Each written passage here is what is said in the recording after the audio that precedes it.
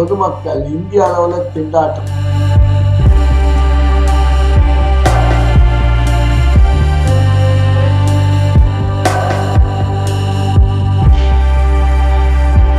ஸ்டாலினை பத்தி பேசுறான். யோகிதை தான் அவனுக்கு. ஆத்தா ஒரு கட்சி, புள்ள ஒரு கட்சி, பொண்டாட்டி ஒரு கட்சி, வியாபாரி, லாட்டரி சீட்டு வியாபாரி. உன் பொண்டாட்டிக்கே உன்னால பாதுகாப்பு கொடுக்க முடியல. உன் பொண்டாட்டியே நீ சித்திரவதை பண்ற, கோர்ட்டு கேஸ் எல்லாம் போடுற. அழிவு போன மாமழம் அப்பம் புள்ள தகராறுல இப்படி அடிமையாயிட்டு, அவரு பணக்காரங்களுக்கு அடிமையாயிட்டு இந்தியாவை கொண்டு போய் ஒட்டுமொத்தமா அடமானம் வச்சிட்டார்.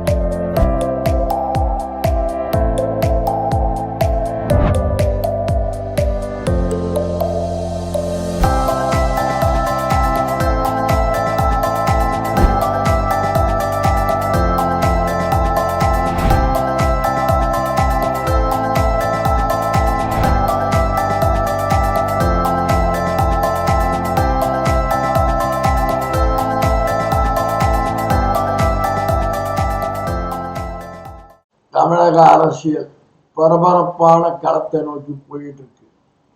நாலு ஒரு மேனி பொழுதுறமா போய்கிட்டு இருக்கு. இந்த 2 நாளா பொதுமக்கள் இந்திய அளவில் திண்டாட்டம். என்னடா திண்டாட்டம்னா, வீட்டுக்கு வீடு கேஸ் பிரச்சனை, கமர்ஷியல் கேஸ் பிரச்சனை, பெட்ரோல் பங்க் பிரச்சனை எல்லாம். அவன் மத்திய அரசாங்கம் பெட்ரோல் டீசல் எல்லாம் பிரச்சனை இல்லை அப்படின்னு அவன் சொல்றான். ஜனங்க தாங்கல. அவன் ஈரான் நேற்றுக்கு தான் இந்திய கப்பலை விட்டான், 2-3 கப்பலை விட்டான். ஐநா சபை கூட்டத்தில் ஈரானை எழுத்து தீர்மானத்தை வழிமொழிகிறார் மோடி. என்ன அர்த்தம்? அவன் ஏன் 1-2 கப்பலையும் விடாத அப்படின்னு சொல்லிட்டு இப்போ அந்த போர் ஈரான் போர் திரும்ப போகுது இந்தியா பேர்ல.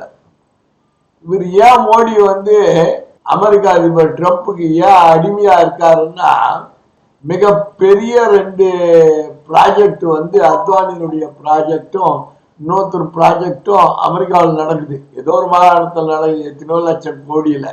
2வது அவனுக்கு பேர்ல அமெரிக்கா நீதிமன்றத்தில் அம்பானி குரூப் பேர்ல வழக்கெல்லாம் நிலுவையில் இருக்குது.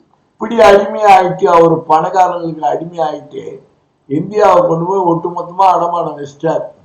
ஒரு வல்லரசு நாடா இருந்தது இந்தியா. அமெரிக்கா ட்ரம்ப் பேச்சு கேட்டுக்கிட்டு இந்த மாதிரிலாம் பண்ணிக்கிட்டு இருக்காங்க. இது ஒரு பக்கம் நடந்துகிட்டு இருக்கு. தமிழகத்தை பொறுத்த வரைக்கும் இந்த அழிவு போன மாமழம் அப்பம் புள்ள தகராறுல இவன் கோர்ட்டு, அவன் கோர்ட்டு, அவன் கோர்ட்டு, இவன் கோர்ட்டு, இவன் ஸ்டே, அவன் ஸ்டேன்னு ஸ்டேங்களை வாங்கின்னு போயிட்டு இருக்கிறாங்க கோர்ட்டு படிக்கட்டிய. ராம்தாஸனுடைய மனுக்கு விசாரணைக்கு ஹைகோர்ட்ல தடை. அந்த தடையை நீக்க கோரி போயிட்டு சுப்ரீம் கோர்ட்ல மனு, ராம்தாஸ் ஐயா மனு. அவங்க ஒழிச்சாச்சு பிஎம்கேவை. அவர் நிலப்பாடு எங்க போய் நிக்க போகுதுன்றது தெரியல. எடப்பாடி என்ன பண்றதுன்னு திண்டாட்டத்துல இருக்கார். விஜய் என்னன்றான், தமிழ்நாட்டுல பெண்களுக்கு பாதுகாப்பு இல்லைன்றான். உன் பொண்டாட்டிக்கே உன்னால பாதுகாப்பு கொடுக்க முடியல. உன் பொண்டாட்டியே நீ சித்திரவதை பண்ற, கோர்ட்டு கேஸ் எல்லாம் போடுற. நீ கரெக்டா இருந்ததுன்னா இப்ப தமிழ்நாடு பாதுகாப்பு இல்லைன்ற. இப்ப அடுத்த நடிகை உன் பேர்ல புகார் கொடுக்க போறான். தீய சக்தி தமிழ்நாடு, நீ தான் சொல்லிட்ட தமிழ்நாடுல பெண்களுக்கு பாதுகாப்பு இல்லைன்னு. நடவடிக்கை வச்சு செய்வாங்க. Just wait, see you, Mr. Child Baby Vijay. Wait and see. நீ இப்படி உன்னை எப்படியாவது நெருக்கடியில் இழுக்கணும்னு சொல்லி அமித்ஷா பிளான் போட்டுக்கிட்டு இன்னும் கூட்டணி தொகுதி தேதியாக ஃபைனலைஸ் பண்ண முடியாம எடப்பாடி திண்டாடுறாரு, நீ திண்டாடுற. விஜய் 234 தொகுதியில நிற்பான். அவன் ஆதவாஜனா ஸ்டாலினை பத்தி பேசுறான். யோகிதனை தான் அவனுக்கு. ஆத்தா ஒரு கட்சி, புள்ள ஒரு கட்சி, பொண்டாட்டி ஒரு கட்சி, வியாபாரி, லாட்டரி சீட்டு வியாபாரி, தமிழக மக்களை உறிஞ்சும் வியாபாரி. நீ ஸ்டாலினை பத்தி பேசுற. ரைட், பேசி அரசியலுக்கு எல்லாம் பேசலாம். பேசி அடுத்தது ஒண்ணு கழுவி ஊத்த போறாங்க, ஸ்டார்ட் பண்ணுவாங்க. கை வச்சிட்ட தேன்கூட்டில் அடுத்தது நீ மாட்டிட்டு முடிக்க போற. ஆக மொத்தத்துல இன்னொரு திங்கள் செவ்வாய் புதனுக்குள்ள தேர்தல் கழகம் அசாமு, மேற்கு வங்கம், கேரளா, தமிழ்நாடு, பாண்டிச்சேரி இந்த 5 மாநிலமும் தேர்தல் தேதி அறிவிச்சாகணும். நாட்கள் நெருங்கி விட்டது. தேர்தல் களம் கூட்டணி யாரு அமைக்கிறாங்களோ இல்லையோ அடுத்த வாரத்துல தேர்தல் தேதி கண்டிப்பா அறிவிக்க போறாங்க. திமுக கொள்கை அளவுல கூட்டணி எல்லாம் முடிச்சுட்டாங்க. கூட்டணி எல்லாம் முடிச்சு யாருக்கு என்னென்ன தொகுதின்ற முதல் கொண்டு டேட் அறிவிச்சது டப்புன்னு ஒரு சில அந்தந்த தொகுதி நீ இந்த தொகுதி நீட்டு டிஎம்கே கலெக்ட் பண்ணி வேகமா போய்கிட்டு இருக்கு. ஆமா, அதனால தேர்தல் கால சூடு பிடிச்சிருச்சு. அமித்ஷா, மோடி அடிக்கடி தமிழ்நாட்டுக்கு வருவாங்க போவாங்க.